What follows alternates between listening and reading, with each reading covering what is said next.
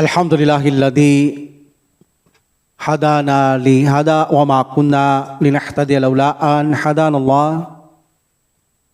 Asyhadu an la ilaha illallah wahdahu la syarika lah wa asyhadu anna Muhammadan abduhu wa rasuluhu sallallahu alaihi wasallam. Assalamualaikum warahmatullahi taala wabarakatuh. So alhamdulillah, ipagpapatuloy natin ang buhay ng mahal na Propeta Muhammad sallallahu alaihi wasallam. Nung nakaraang halaka natin, the meaning of halaka is program, serye, or episode, or part of the serial story. No? Pag naririnig nyo kasi mga nagle-lecture sa mga program, sinasabi nilang halaka, that is the meaning of halaka. So, nung nakaraang halaka natin, ipinahayag ng Prophet sallallahu alaihi wasallam ang kanyang napanaginipan sa Makkah, no, kung saan sa Madina sa pangyayari ito ay naiintindihan na niya ang dating panaginip niya sa Makkah na hindi niya ito makuha-kuha at na hindi niya maintindihan, but now naintindihan niya na ang panaginip na ito at isinaad niya ito sa kanyang mga companions. Ang patungkol sa mangyayari kung lalabas silang Madina, may mamamatay, may masusugatan, may masasawi. Kung mananatili sa Madina, maaaring magtagumpay, hindi magaganap ang panaginip dahil doon sa suot niyang shield sa katawan. Okay? So, but ang gusto ng mga sahaba, majority ay lumabas, salubungin ang mga Quraysh. So, alalos best, there's a possibility na iintindihan sila ng mahal na Propeta Muhammad sallallahu alaihi wasallam kung bakit gusto nila sa labas. Bagamat alam na nila ang dahilan na maaaring may mamatay sa kanila. Pero anong malay natin, yun talaga ang gusto nila. Yan naman talaga ang gusto ng mga Muslim. Ang sila ay mamatay sa landas ng Allah subhanahu wa ta'ala. That's why hindi na rin sila pinigilan ng Prophet Muhammad sallallahu alaihi wasallam. Kung anong gusto nila, baka gusto nilang makamit ang pagiging martir o syahid. That's why pinagbigyan sila ng Prophet sallallahu alaihi wasallam. At isa pa rito, mayroong benefits din. Mayroon din katwiran ang mga sahaba, bagamat alam natin tama ang Prophet Muhammad sallallahu alaihi wasallam dahil panaginip yun, revelasyon, alam niya na yung mangyayari, bagamat 100% siyang tama, pero mayroon din silang katwiran na ito ay tinanggap na lamang ng Prophet Muhammad sallallahu alaihi wasallam dahil ito ay katanggap-tanggap at may benepisyo. Alalos bes, ano yung una? Ayaw ipakita kung sila'y maghihintay sa Madina, ito ay isang kaduwagan na para bang tingin ng mga Quraysh, itong mga Muslim ay napakahina at walang pwersa, na parang inaapi-api lamang, ginagawang mahina. So ito ay hindi nila ipakikita sa mga Quraysh. Ang nais nilang ipakita ang mga Muslim ay mga malalakas at matatapang at hindi pwede itong apihin na lamang. Kaya sasalubungin nila ang mga Quraysh at ito naman ang mangyayari. Surprise ang mga Quraysh diyan sa Mount Uhud. No? Nandun pala yung mga Muslim. So isipin talaga nila, iba talaga itong mga taong to, matatapang na una pa sinalubong na pala tayo, hindi pa natin alam. Hindi sila mahina, matatapang sila at maaring tapunan sila ng takot ng Allah subhanahu wa ta'ala sa kanilang puso. So iyon ang gusto nila. At isa pa rito, na gustong-gusto nila na maaring bakit gusto nila salubungin na sa labas, alanosbes, pagod ito eh. Mga pagod sila. Meaning malayo ang biyahe, maaring pagod sila, puyat sila. So pagdating nila sa labas o Mount Uhud, kapag sinalubong nila ito, kahit masalubong sa daan, kahit marami sila, maaaring mahihina ang katawan ng mga ito. Bagamat tutuusin, hindi rin tama na salubungin sila sa labas. Pero kung mangyari man yun sa paitulot ng Allah subhanahu wa ta'ala, mahihina sila. Mapupersa ang mga Muslim dahil alam natin na Mount Uhud, sakop pa ito ng Madina. That's why gusto rin nila itong kung mangyari makasalubong sila, argabyado sila sa lakas at persa, bagamat kumpleto sila sa kagamitan at marami sila, doon naman nag-argabyado Muslim, pero pagdating sa persa at lakas, baka maaaring argabyado sila sa mga Muslim dahil malayo ang pinanggalingan ng mga Quraysh. Maaaring sila'y apo, sila'y gutom, o sila ay puyat, sila ay mahihina, pagod sa paglalakbay. So, that's why, naintindihan sila ng Prophet sallallahu alaihi wasallam, mayroon ding katwiran ang kanilang mga kagustuhan. Pero alam natin, mas tama ang Prophet Muhammad sallallahu alaihi wasallam pero pinagbigyan sila ng Prophet sallallahu alaihi wasallam. Ano nga namang karapatang humadlang ng Prophet sallallahu alaihi wasallam kung gusto nilang mamatay sa landas ng Allah subhanahu wa ta'ala, yun ang gusto nila. Of course, maganda yon. Kaya pababayaan sila ng Prophet Muhammad sallallahu alaihi wasallam, at bagamat alam din dito ng Prophet Muhammad sallallahu alaihi wasallam na maaari siyang masaktan din dito dahil doon sa espada niyang nakita na ang kanyang pamilya ay malulungkot o malulumbay o masasaktan sa mangyayari dahil mapipinsala din ng Prophet sallallahu alaihi wasallam. But alam ito ng Prophet sallallahu alaihi wasallam, for the sake of Allah subhanahu wa ta'ala, kung anong gusto ng Allah subhanahu wa ta'ala, alhamdulillah. At ang mga Muslim na ito, alam natin, tayong mga Muslim sa ating pananampalataya, kapag ang isa'y napagkasunduan na, tulad nila, napagkasunduan na sila'y lumabas, salubong sa labas ng Quraysh, ano man mangyari? Mangyari man itong panaginip ng Prophet sallallahu alaihi wasallam, hindi na maaaring sabihin, kayo kasi hindi kayo nakilig eh. Alam niyo naman tama ang Prophet Muhammad sallallahu alaihi wasallam. Hindi natin pinakinggan pinipilit niyo. Walang ganon. Hindi sila magsusumbatan ng ganon dahil alam natin, ano man nangyari na ikagustuhan ng Allah subhanahu wa ta'ala, yun ang kanilang tatanggapin. Yan ay gusto ng Allah subhanahu wa ta'ala. That's why wala kang maririnig kahit na anong nangyari sa Madina sa mga Muslim. Wala kang maririnig na ganito maliban sa mga hipokrito. At ito ang panahon ng Baitul of Uhud na ilalabas na ang mga o gawain ng mga hipokrito. Sa Baitul of Uhud, mag-uumpisa lang ipakilala ng Allah subhanahu wa ta'ala ang mga hipokrito. So that is the reason kung bakit Al-Nosbes gustong salubungin ng mga Muslim ang mga Quraysh sa labas ng Madina. So ang mga Muslim ay umalis sa kanilang lugar sa Madina. Ito ay ang mga actually, ang Quraysh papunta na rin sa Mount Uhud. Okay. So anila, umalis ang mga Muslim sa Madina, sabi nila gabi. Kung bakit pinili ng Prophet sallallahu alaihi wasallam na umalis sila ng gabi, dahil kung ang mga Quraysh ay nandun na sa Mount Uhud, nagpapahinga, at sila ay pagod na pagod at puyat na puyat, pag natulog yan, masarap ang tulog, maaaring hindi nila marinig ang mga yabag ng mga kabayo o kamelyo o mga naglalakad. Wala silang maririnig. Kahit papunta doon ng Prophet Muhammad sallallahu alaihi wasallam. Pero ito ay napakahinang report. For my humble opinion, Allah knows best, hindi ito ang correct na opinion. Umalis ang Prophet sallallahu alaihi wasallam sa Madina kasama ng kanyang mga sahaba after Jumu'ah prayer. Actually, pinalakas pa ng Prophet sallallahu alaihi wasallam ang kanilang mga loob patungkol sa bagay na ito. After Jumu'ah prayer. So umalis sila at dumating sila sa Mount Uhud before Asar. Before Asar, bakit? Malapit lang naman ang Mount Uhud sa Madina, sakop pa ito ng Madina ang Mount Uhud. At yung Mount Airi sa likod ng Mount Uhud, that's the boundary of Madina. So meaning sakop pa ito ng Madina ang Mount Uhud, that's why malapit lang sa kanila ito. Kaya kung umalis silang after Jumu'ah prayer, makakarating silang before Asar. Ang Prophet Muhammad sallallahu alaihi wasallam at ang kanyang mga kasamahan. At itong Mount Uhud na ito, hindi ito isang bundok. Ito ay maraming bundok. Itong Mount Uhud ay marami itong bundok. At almost ito ay mayroong 1 milya. Kita mo, napakahaba, napakalaki ha. Almost 1 milya at letter C.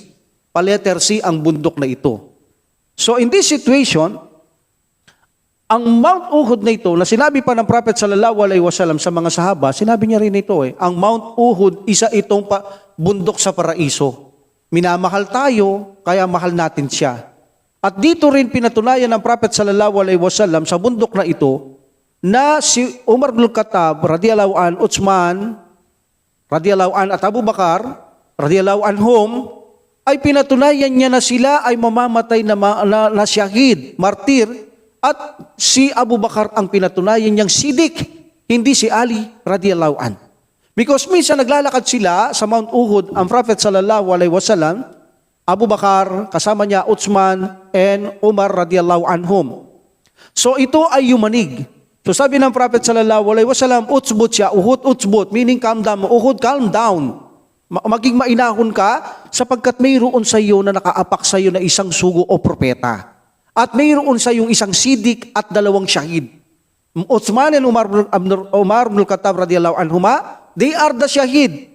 And Abu Bakar, sabi niya, sidik. Mayroong nakaapak din sa iyong sidik, meaning yung taong makatotohanan. That's why ang Prophet sallallahu alaihi wasallam, tawag ng Prophet sallallahu alaihi wasallam kay Abu Bakar ay sidik, makatotohanan. That's why mali ang paratang ng mga tao, like for example, the Shia, na sila ay mamatay na hindi mananampalataya. Because malinaw dito sidik at mga syahid na mamamatay ito, sabi ng Prophet Muhammad sallallahu alaihi wasallam.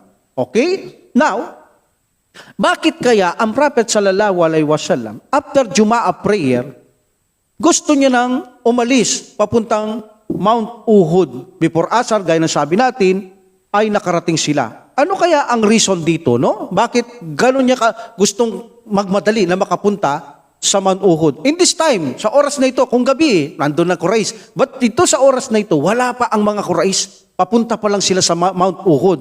So meaning, gustong mauna dito ng Prophet sallallahu alaihi wasallam sa Mount Uhud. Ano ba ang dahilan? Anong reason? Bakit nagmamadali ang Prophet sallallahu alaihi wasallam? The reason is, Allah knows best. Alam natin na si Al-Abbas, ang espiya ng Prophet sallallahu alaihi wasallam sa Makkah, sinabi niya, inilahad niya ang buong kalagayan, buong pwersa, buong lakas, buong tao ng Quraysh, lahat. Kung ilan sila, anong kagamitan nila, kompleto, sasakyan, pagkain mga kamilyo, libo-libo, malalakas, mapupersa, nakabalot ang almost 700, talagang kinuwento niya. So tingin ng Prophet sallallahu alaihi wasallam, kung sila ay 1,000 lamang, kasama pa ang 300 ipokrito, na iiwanan sila sa Baitul Uqud, matitira ang 700 na lamang almost, anong magiging laban nila ng Prophet sallallahu alaihi wasallam sa mga ito? Kung sila ay punong-puno ng balot sa katawan, kompletong armas, pinambili nila yung mga pera noon, alam natin kay Abu Sufyan, kompleto at mapupersa.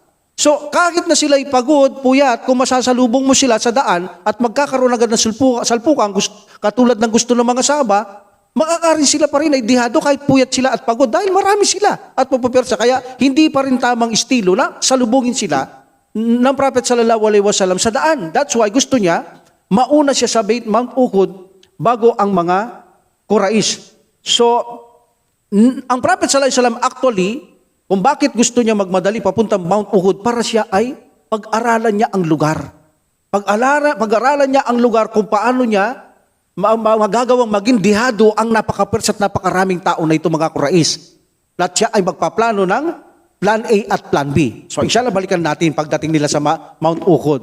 Mamaya balikan natin kung anong plano na gagawin ng Prophet sallallahu alaihi wasallam.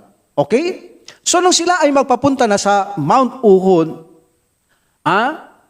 itong si Prophet sallallahu alaihi wasallam, kumuha siya ng kanyang isang kasamaan na kung saan hahanap sila ng ibang daan, shortcut, papuntang Mount Uhud. Bakit? Ayaw niya nga makasalubong itong mga Quraysh eh. Ito sinasabi ko, hindi tama pa rin na estilo na kasalubungin mo ang mga Quraysh kung biglaan magkakaharap.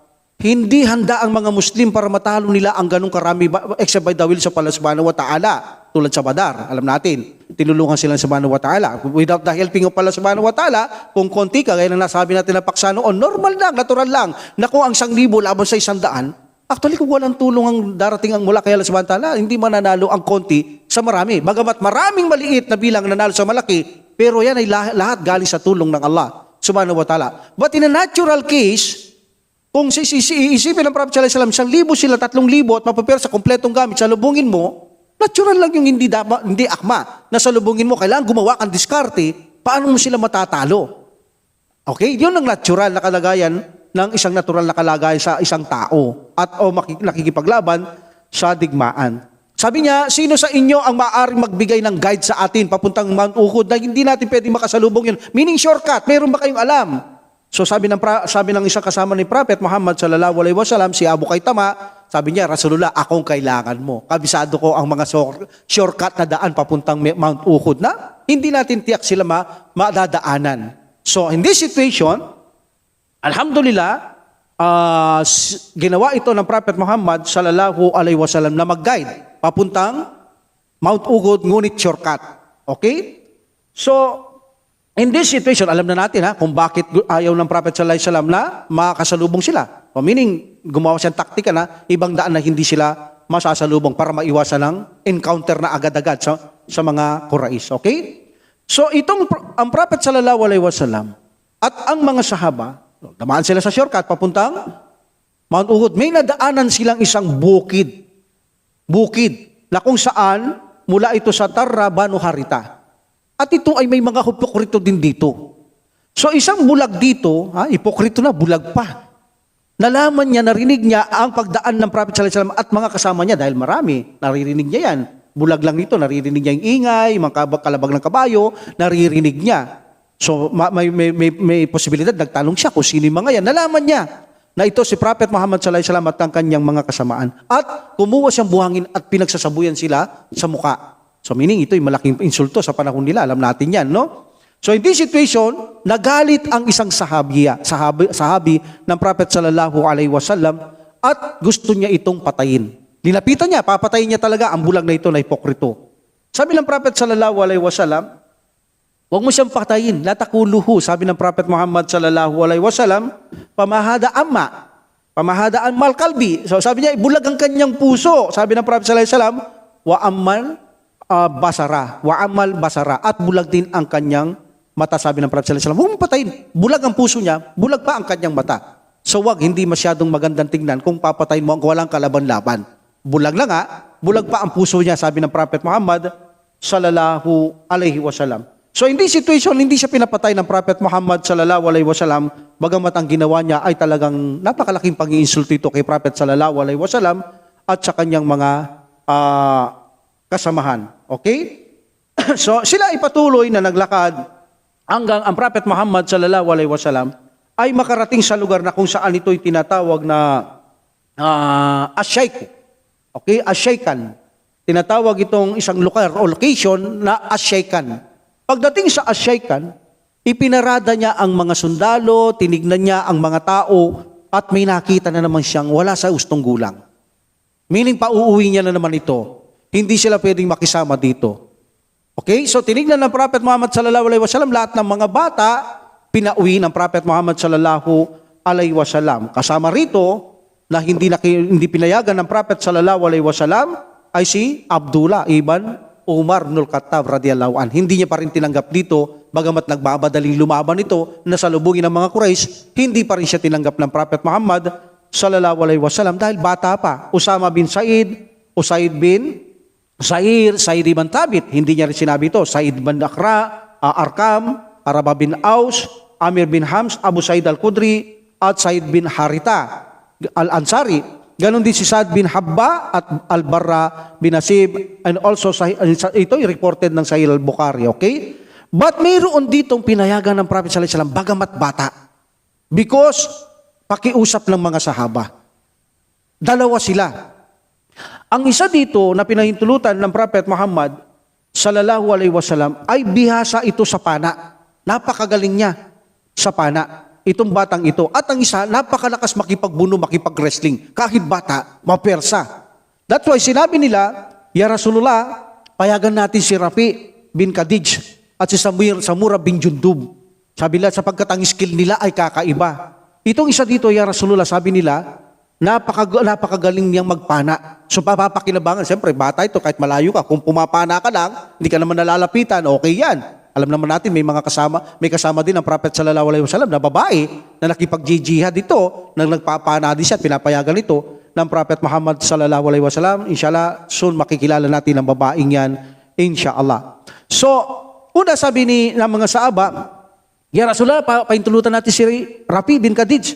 Sabi niya, na kung saan makisama sa atin sapagkat magaling yan sa pana, sabi ng mga sahaba. Pero sabi naman ni Samura bin Jundub, magaling sa pana, pero hindi ubra sa akin sa wrestling yan, sabi niya. So, sabi niya, Rasulullah, sama mo rin ako, malakas ako, kahit na malakas ka, mapersa mga tao, kaya kong sumabay.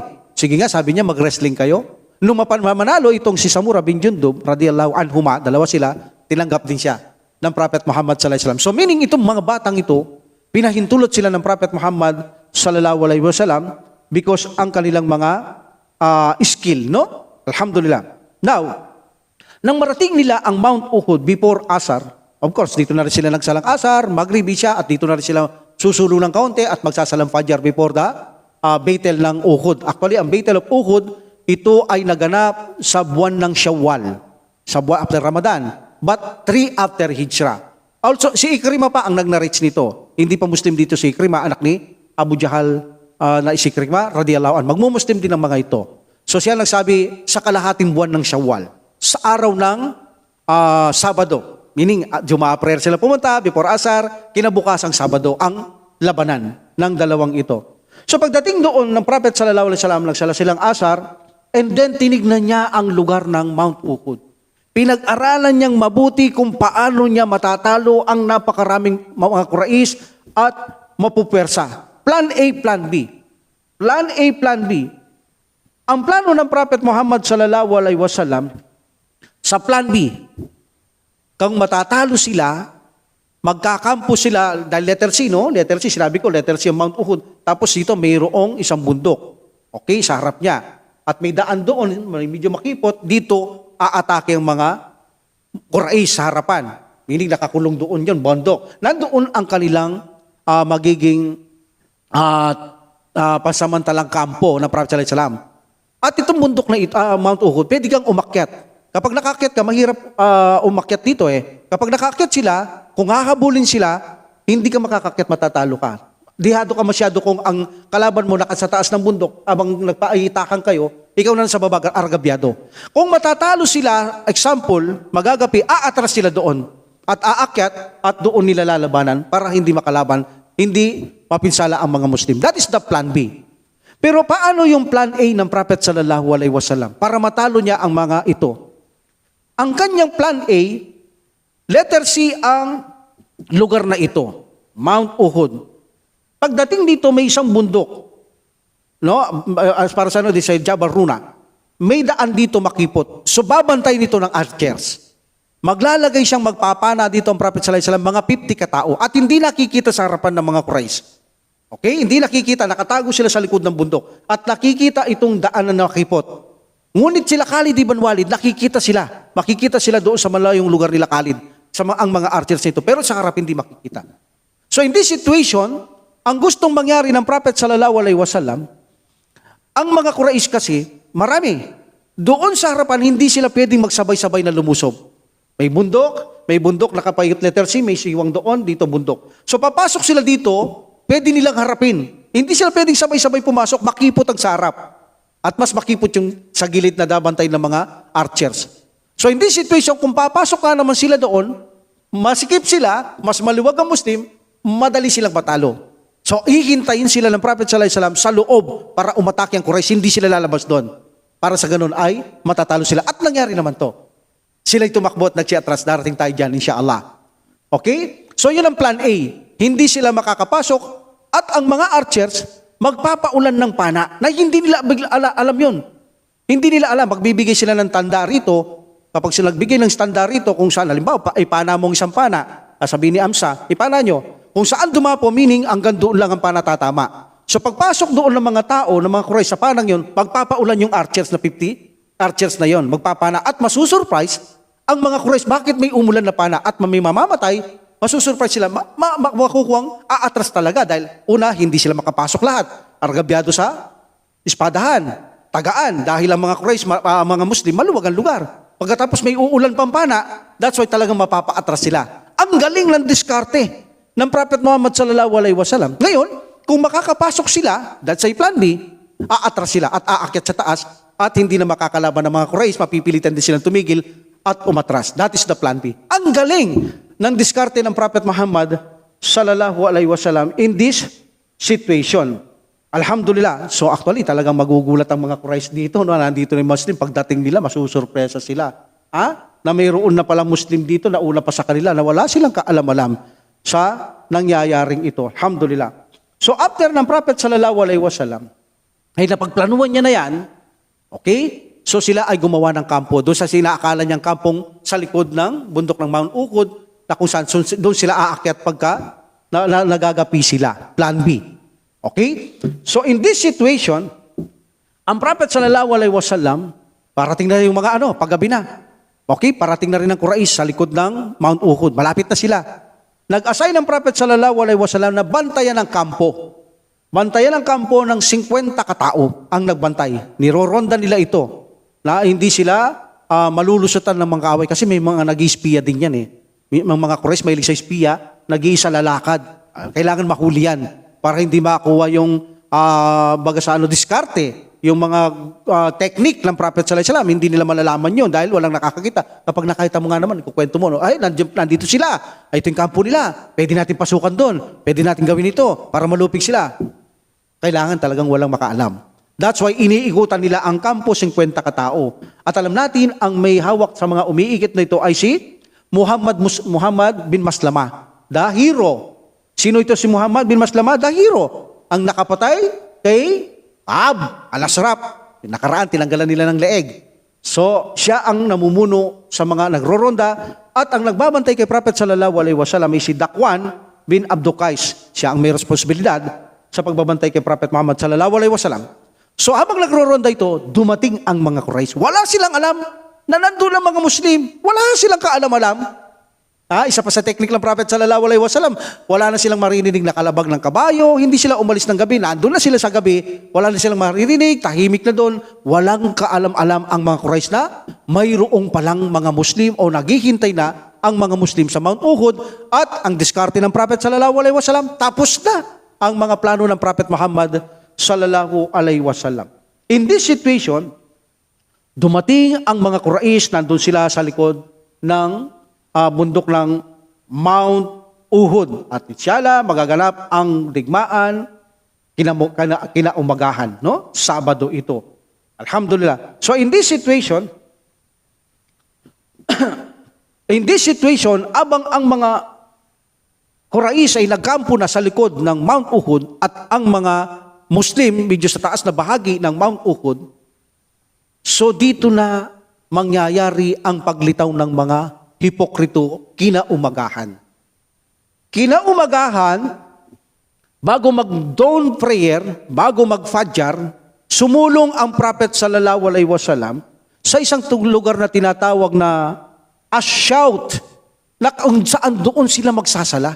At makikita o maari silang makita ng mga Quraysh. Allahu Akbar. Di ba pag nakita sila ng Quraysh, hindi sila magugulat at may tao doon? So kaya silang makita ng mga Quraysh, bagamat nasa likod sila ng bundok ng Mount Uhud, kung aakyat sila, makikita nila ang mga Muslim. Magugulat sila ngayon, bakit may mga Muslim doon? At ito ang nangyari. Na kung saan, yung mga ibang lookout nila, nakita nilang may tao. At nung ito ay inalam nila, dahil malayo-layong konti, bagamat pwede na magkita, dahil madilim-dilim pa, inalam nila na mga Muslim pala ito, nakita nilang nagsasala at nag-report ito sa mga Quraysh. In this situation, ito yung isang benefits dito. Nasalubungin sila, natakot ang mga Quraysh, tinapunan sila ng takot ng Allah subhanahu wa ta'ala sa kanilang puso. Bakit nandun sila? Bandang huli, hindi pala tayo ang umaatake, sila pala ang umaatake sa atin. Nasurpresa tayo, nakahanda na sila. So in this situation, nakahanda na nga ang mga Muslim. Magsasala, after sala, ay magkakaroon ng digmaan. Alam na nila ngayon, nandoon na ang mga Muslim at alam din lang mga Muslim na sa likod na ng Mount Uhud ang mga Quraysh. That's why pagdating doon sa Ashout ng Prophet sallallahu alaihi wasallam, nagsala sila ng Fajr dito. Okay? Bagamat mayroon 300 na hipokrito dito. In this situation, nag-alsa na si Abdullah Ubay bin Salul. Sabi niya, bakit ganun sabi niya? Bakit kailangan nating magpakamatay kasama ang mga ito? Sabi niya sa mga kasama niya hipokrito. At bakit hindi dininig yung opinyon ko? Na dapat sa Madina tayo. Tamang opinyon naman yun eh. Bakit hindi nila dininig? Nirereklamo niya na ngayon to kay Prophet sallallahu alaihi wasallam. Sabi niya, kung dapat makinig kayo sa opinyon natin. Lalo ikaw, sabi niya, Muhammad, tama yung opinyon mo. Mag-agree ako. Bakit hindi yun ang nasunod? Bakit sila ang nasunod? Sabi niya, bakit kami magpapakamatay sa ganitong sitwasyon samantalang doon safety tayo? O sabi niya, hindi maganda ginagawa niyo. Kung ganun, sabi niya, uwi na kami. Ang totoo, hindi yun ang totoong rason eh. Bakit? Kung talaga ang totoong rason ay hindi lang siya dininig. Hindi siya dininig. Hindi siya dininig. Katulad sinasabi niya, hindi niyo ako dininig. Uwi na lang kami, hindi kayo nakinig. Bakit sumami pa siya doon? Bakit pa siya sumama sa Mount Uhud? Kung pala ang unang rason pa lamang ay hindi siya dininig, hindi niya gusto yun, dapat hindi na sila sumama. Pero bakit sila sumama? Meaning, hindi yun ang totoong reason. Ang totoong reason ito, alam nos best, ang totoong reason nila sa ganitong sitwasyon na napakahirap pa naman ang sitwasyon ng mga Muslim dito, no? Konti sila, hindi masyadong magkompleto sa gamit. So nakita nila Abdullah ibn Salul to, kaya sabi niya, bakit tayo magpapakamatay dito? So in this situation, sa kalagayang ito, na maselan at mahirap na kalagayan ng Muslim, na pag-isipan ni Abdullah ibn Salul na umalis na at bigyang kalituan at kaguluhan, pagkataranta ang mga Muslim at higit sa lahat, pabayaang mamatay ang Prophet Muhammad sallallahu alaihi wasallam. Bakit? Dahil si Abdullah Ubay bin Salul, kung hindi dumating ang Prophet sallallahu alaihi wasallam sa Madina, siyang mamumuno, siyang maghahari.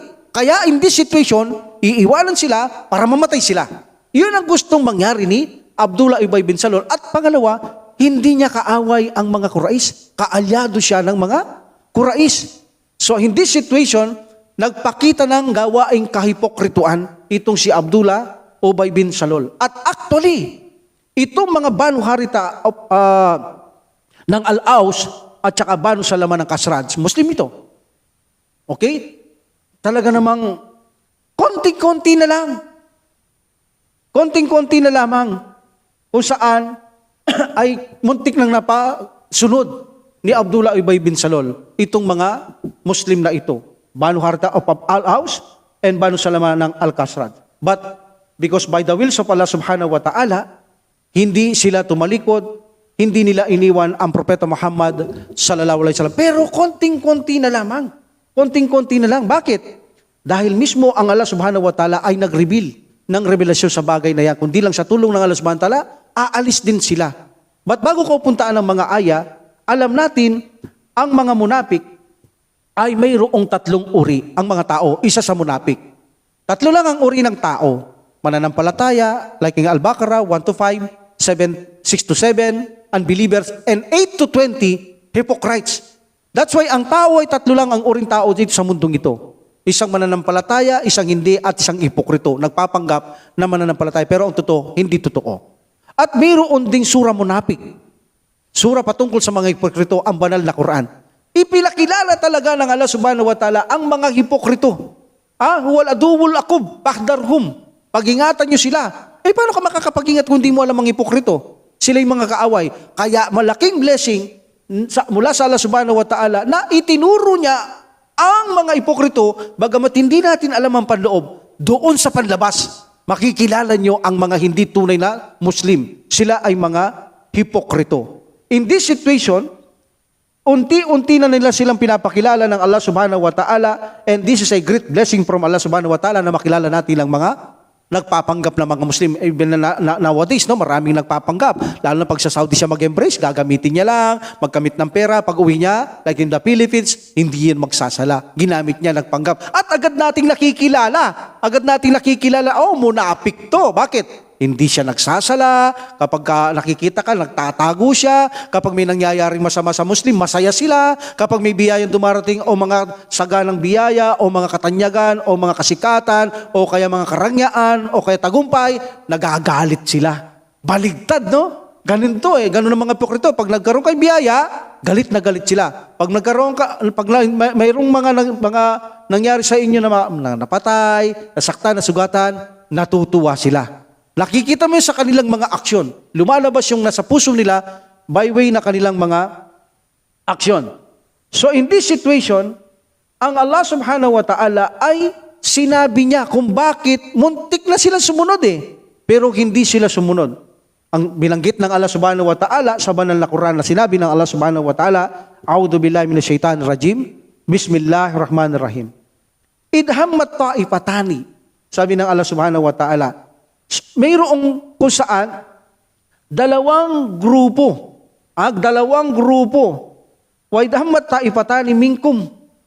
Sabi ng Allah subhanahu wa ta'ala, wa antafshala. Sabi ng Allah subhanahu wa ta'ala, wallahu walihuma. Wallahu walihuma. Wa alallahi falyatawakkalul mu'minun. Almost sabi ng Allah subhanahu wa ta'ala, mayroon dalawang pangkat. Ito nga, Al-Aus, from Banu Harita from Al-Aus and Banu Salama from Khazraj. Mayroong dalawang pangkat sa inyo, sabi ng Allah subhanahu wa ta'ala, alos ang kanilang mga puso, talagang bumigay na. Sumunod na kila Abdullah sa mga hipokrito, nakumbinsin niya sila But sabi ng Allah subhanahu wa ta'ala, ang Allah ang kanilang protector.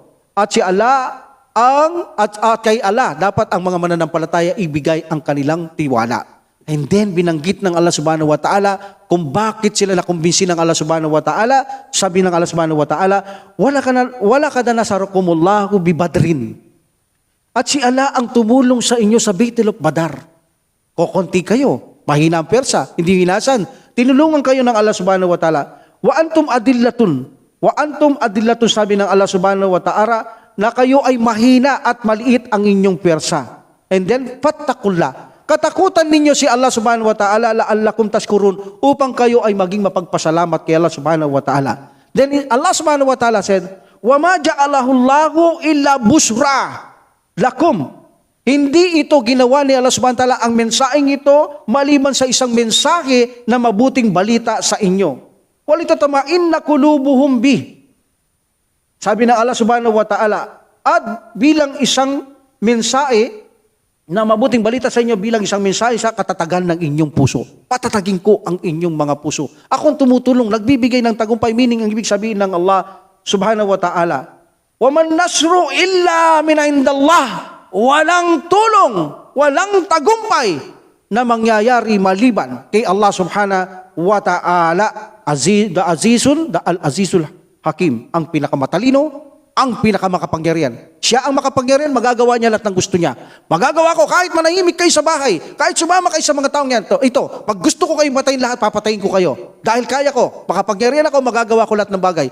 So unti-unting nakumbinsi ang mga dalawang grupo na ito na kung saan hindi sila sumama kila Abdullah, Ubay bin Salul, at sila ay sumama kay Prophet Muhammad sallallahu alaihi wasallam. In this situation, kung aalis ang mga ito, 300 ang hipokrito dito, 700 na lamang sila. So in this situation ay 700 na lamang ang matitira dahil sa pag-alis ng mga hipokritong ito. Iniwanan talaga sila at gustong-gusto nilang mamatay ang mga sahaba, especially ang Prophet Muhammad sallallahu alaihi wasallam. And then, bago sila umalis, may isang kasama ang Prophet sallallahu alaihi wasallam, si Abdullah bin Haram. Hinadlangan niya sila. Hinarangan niya sila. Sabi niya, father ito ni Jabir bin Abdullah, no? Sabi niya, bakit kayo aalis? Sabi niya, bakit niyo iiwanan ng ganitong napakahirap at masela na sitwasyon, tsaka kayo aalis? Sabi niya, magbalik kayo, sabi niya, makipaglaban tayo sa landas ng Allah subhanahu wa ta'ala, o kaya dumepensa na lang kayo. Meaning sa inyong sarili o sa ating usapan na, depensaan natin ang ating kalupaan ng Madina, dumepensa na lang kayo kung ayaw niyo makipaglaban sa landas ng Allah subhanahu wa ta'ala. Ano sabi ni Abdullah bin Salul? Ay, kung alam ko lang makikipaglaban kayo, hindi kami uwi. Hindi naman kayo makikipaglaban. Subhanallah. Alam niya raw na hindi sila makikipaglaban. Dati sa Shirkul Akbar. Al-Gaib. Ano sabi niya? Hindi naman kayo makikipaglaban eh. Kung bakit kami alis? Kung alam naman namin na makikipaglaban kayo, hindi naman kami alis. Kaya lang hindi naman kayo makikipaglaban. So in this situation, binagsakan ulit sila ng ayan ng Allah subhanahu wa ta'ala sa banal na Quran. At sinabi ng Allah subhanahu wa ta'ala, وَلِيَعْلَمَ الَّذِينَ نَافَقُوا. At ang mga ipokrito, ibig sabihin, sabi ng Allah subhanahu wa ta'ala, وَقِيلَ لَكُمْ تَعَالَوْا قَاتِلُوا فِي سَبِيلِ اللَّهِ أَوْ ادْفَعُوا. Tara na, sabi niya, itong madlang na ito.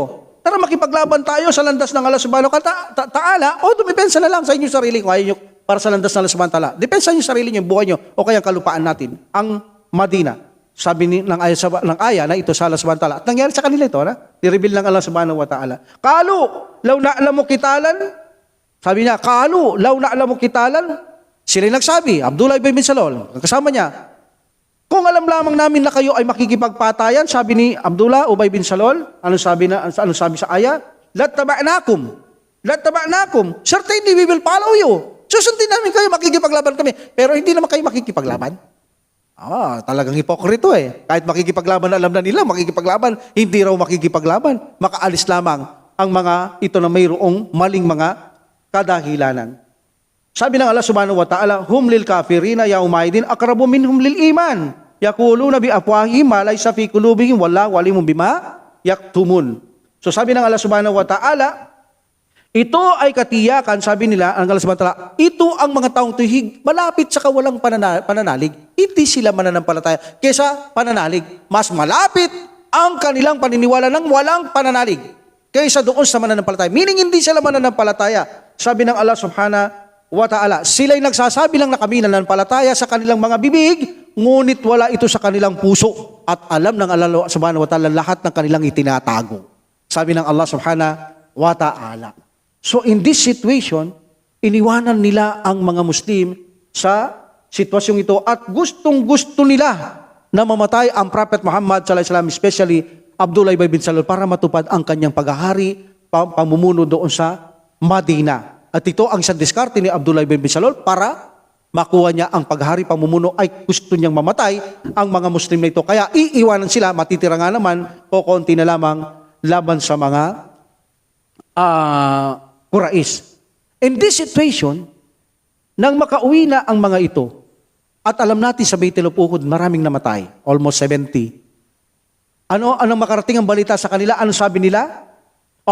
Kung nakinig sila sa atin, hindi sana sila namatay, hindi sila nakinig eh. Matigas ang ulo nila eh.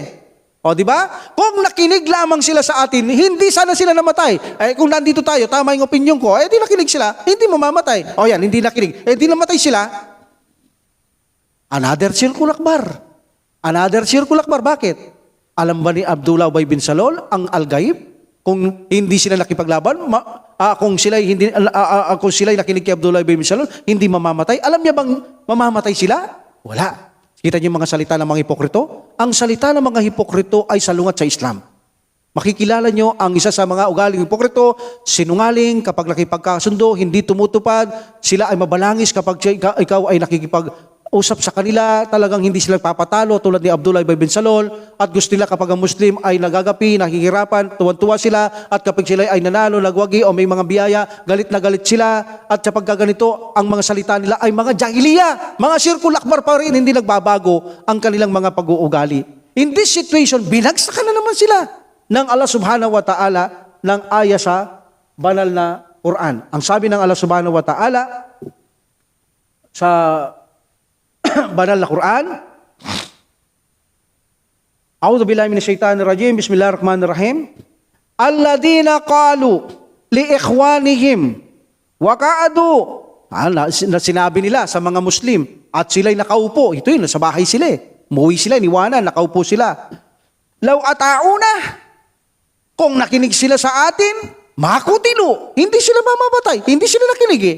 Kung nakinig sila sa akin, Abdullah bin Salul, kung nakinig sila sa atin, hindi sila mamamatay. Kaya lang hindi sila nakinig, nangamatay sila. Ibig sabihin, sabi ng Allah subhanahu wa ta'ala, Kul fadaru'u. Sabi ng Allah subhanahu wa ta'ala, Kul fadaru'u an ampusikumul mauta in kuntum sadikin. Anong ibig sabihin ng Allah subhanahu wa ta'ala? Ipagbadya mo sa kanila, Muhammad, pigilan nila ang kanilang kamatayan kung talagang totoo sila. Meaning, pag sinabi kong mamamatay na sila, pigilan nila na hindi sila mamamatay. Ibig sabihin ng Allah subhanahu wa ta'ala, kahit saan kayo, kapag gusto ko kayong patayin, papatayin ko kayo. Hindi ibig sabihin dahil hindi sila nakinig. Kung nakinig sila, hindi mamamatay. Meaning, kaya ni Abdullah bin Salul na hindi sila mamatay, bigyan sila ng buhay, i-extend ang kanilang mga buhay, bagaman nakatakda ang kamatayan. Yun ang ibig sabihin ng Allah subhanahu wa ta'ala kay Abdullah bin Salul. Ibig bang sabihin, kung nakinig sila sa iyo, hindi sila mamamatay, sige, sabi ng Allah subhanahu wa ta'ala, ilayo mo ang kamatayan sa iyo kapag dumating ang kamatayan. Kung hindi ka mamamatay, kung totoo ka, ilayo mo pag ang oras ng kamatayan ay dumating sa iyo, takda ng kamatayan mo, sige, i-extend mo ang buhay mo, hindi ka mamamatay, gawin mo. Magagawa ba ng tao yon? Hindi. Kahit na sinong tao, kapag ang takdang kamatayan mo ay dumating na sa iyo, kahit 1,000,000 doktor na bihasa ang magtulong-tulong, hindi kanila magagamot. Dahil ang kamatayan ng Allah subhanahu wa ta'ala ang nagbibigay. Anumang oras, saan man lugar, anumang panahon, kapag dumating ang itinakda ng Allah subhanahu wa ta'ala, ay walang makapag-e-extend yan. Maliban lamang ang Panginoong Allah subhanahu wa ta'ala. Kaya kapag ninais niya na ang tao ay mamatay, mamamatay ka kahit gaano ka karangya, kalakas, kayaman, kahit anong kalagayan mo. Kapag sinabi ng Allah subhanahu wa ta'ala o ginawa ng Allah subhanahu wa ta'ala na ikaw ay dapat nang mamatay, mamamatay at mamamatay ka. Kaya hindi tama ang sinasabi ni Abdullah bin Salul, kung nakinig sila sa atin, hindi mamamatay. That is the wills ng Allah subhanahu wa ta'ala. Mangyayari ang gustong mangyari ng Allah subhanahu wa ta'ala. At itong mangyayari at sila'y mamamatay at walang makakapigil. And then sabi ng Allah subhanahu wa ta'ala kay Abdullah bin Salul, of course, sa mga Muslim at hindi mananampalataya, this is a reminder ayat, wala tasabanna alladhina kutilu fi sabilillahi amwata, bal ahya'u inda rabbihim yurzakun. Huwag ninyong isipin, akalain, na ang mga nangamatay sa landas ng Allah subhanahu wa ta'ala ay patay, sila'y buhay. Sabi ng Allah subhanahu wa ta'ala, sila'y buhay, bal ahya, sila'y buhay. At ang Allah subhanahu wa ta'ala, siya ang nagbibigay ng panustos, abang ang Allah subhanahu wa ta'ala kapiling ang mga syahid. ang mga martir. Nandoon sila sa paraiso, ang kaluluwa'y nakapasok sa berdeng ibon, na lumilipad sa paraiso, na nakikita nila ang paraiso. Sabi ng Allah subhanahu wa ta'ala, sila'y buhay. Ang lahat na nakipagpatayan sa akin, bagamat nakita niyong namatay ang kanilang physical na katawan sa mundo, para sa akin sila'y buhay at binibigyan ko silang panustos abang kapiling ko sila doon sa paraiso. Allahu Akbar. Kaya Abdullah Ubay bin Salul, kung ang kamatayan ay mailalayo mo sa iyong sarili kapag itinakda ka ng Allah subhanahu wa ta'ala, ilayo mo. Ibig sabihin ng Allah subhanahu wa ta'ala. At kung ikaw ay mamamatay na hindi syahid, kailanman ay hindi mo matitikman ang mga namatay sa landas ng Allah subhanahu wa ta'ala, na sila'y buhay na sa masaganang kalagayan at nakikita nila ang buong paraiso abang sila ay lumilipad doon sa paraiso. Ang kaluluwa inilagay sa berdeng ibon na buhay na nakikita nila ang paraiso. Allahu Akbar. Kaya naman ang mga nakikipagdigmaan sa landas ng subhanahu wa ta'ala, gustong-gusto talaga nilang mamatay dito eh. Bakit? Can you imagine ito, tinanong sila ng Allah subhanahu wa ta'ala, tinatanong sila, yung mga martir na ito nasa loob ng hayop, ibon, na kaluluwa, sasabihin ng subhanahu wa ta'ala, o ano pa ngayon ang gusto ninyo mula sa akin? Panginoon, ano pa maghihilingin namin? Nakikita na namin ang paraiso. Darating ang araw, aapak kami dito at papapasukin mo kami. Hindi na kami dadaan pa ng hukom. Dediretso na kami dito kasama ng mga propeta at sugo. Ano pa ba naman hihilingin namin o Panginoon namin? Hindi, sabi niya, humiling pa kayo.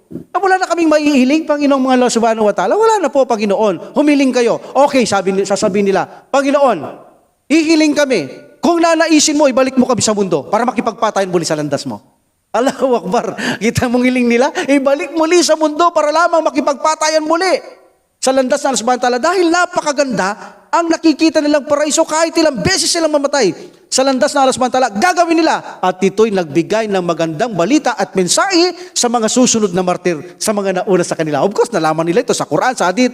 Alhamdulillah, lalo silang naging masigasig na gustong-gusto nilang mamatay sa Bethel na magaganap sa buhay ng Prophet sallallahu alaihi wasallam. Even na, pag wala ng Prophet sallallahu alaihi wasallam, gusto talaga nilang mamatay sa landas ng Allah subhanahu wa ta'ala. Kaya pag hindi mo sila nasama, parang laro lang sa kanila nagtatampo, malungkot. So in this situation, naging magandang balita ito sa mga susunod pang martir. Dahil nung malaman nila ang mga hadith dito at mga ayang ito, lalo silang nagpursugi na mamatay sa landas ng subhanahu wa ta'ala, dahil may balita na sa mga nauna sa kanila na naging martir at syahid. Napakaganda ng kanilang kalagayan. Can you imagine, hihiling sila, ibalik kami sa lupa, ya Allah, o Panginoon, para makipagpatayin ulit sa iyo. Dahil bakit? Napakaganda ng lugar namin dito, ya Allah. Kahit ilang beses kami makipaglaban, buhayin mo kami at balik nang ibalik, makipagpatayan, gagawin namin dahil napakatindi, napakaganda. Super ganda ang lugar na nakikita namin, o Panginoong Allah subhanahu wa ta'ala. That's why, magandang balita ito, o Abdullah Ubay bin Salul, kahit na inaakala mong sila'y namatay, dahil hindi sila nakinig sa iyo, kung sa iyo namatay sila, sabi ng Allah subhanahu wa ta'ala, ibig sabihin, sa akin sila'y hindi namatay, sa akin sila'y buhay. Binigyan ko sila ng buhay, ang kaluluwa na sa loob ng ibon, at pipinakita ko ang napakagandang gantimpala na kanilang magiging tahanan. Ikaw ang kawawa, ikaw ang talunan, meaning, ang ibig sabihin ng Allah subhanahu wa ta'ala, kung hindi kayo magpakatotoo, kayong mga hipokrito, kayo ang pinakamalalim na mayroong parusa sa impyerno nga po'y magiging kasama ninyo si Iblis. Subhanallah, ipalayo tayo ng Allah subhanahu wa ta'ala. So in this situation, after Fajr, i-arrange na ng Prophet sallallahu alaihi wasallam ang kanyang mga kasamahan. Of course, ang mga Quraysh, nakita na rin nila yan, mag-aayos na rin sila, maglalagay na ng formation nila ang mga Quraysh, at ito, insyaallah, ang ating itutuloy sa susunod nating serye, insyaallah. Wa akhiru da'wati alhamdulillahi rabbil alamin wa salatu wa salamu ala rasulillah. Subhanakallahumma wa bihamdika asyhadu an la ilaha illa anta astaghfiruka wa atubu ilaik. Assalamualaikum warahmatullahi taala wabarakatuh. Waalaikumsalam warahmatullahi wabarakatuh. Allah